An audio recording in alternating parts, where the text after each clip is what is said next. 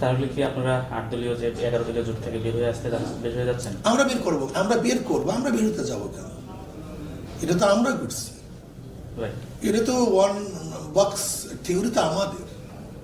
ইসলামী দল যারা আছে আমরা ঐক্য থাকবো, যারা ইসলামের নামের দল আছে তারা বের হয়ে যাবে। যে ইসলামকে ক্ষমতা নিতে চায় না, নিজেরা ক্ষমতা যেতে চায়, অন্যকে গুরুত্ব দিতে চায় না, হ্যাঁ তারা বের হয়ে যাবে যদি প্রয়োজন হয়। কিন্তু এখন আমরা চাই না বের হয়ে যাক, এটা আমরা এখনো চাই না।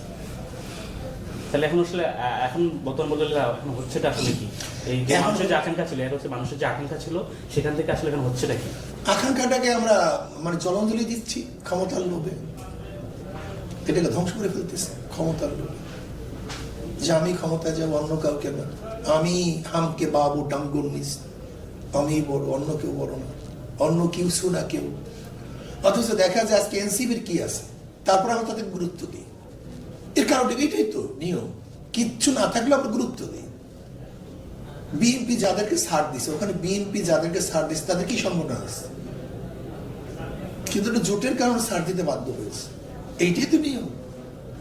তা সেখানে বিগত আমরা দেখেন ঢাকায় যে জনসমাবেশ হয়েছে, সেখানে কিন্তু আমাদের জনসমাবেশ বড় হয়েছে সবাই বলে, কেন মানুষ তো ফাঁকা ফাঁকা এক জিনিস, রাস্তায় এক জিনিস, গ্যাদারিং ভিন্ন জিনিস। এবং 5 দলীয় মানে আমাদের 8 দলীয় যে জনসমাবেশগুলি বিভাগে হয়েছে, সেগুলি তো আমাদের পার্সেন্টেজ কাউন্সিল কাউন্সিলর বেশি ছিল, প্রত্যেকটাই বেশি ছিল।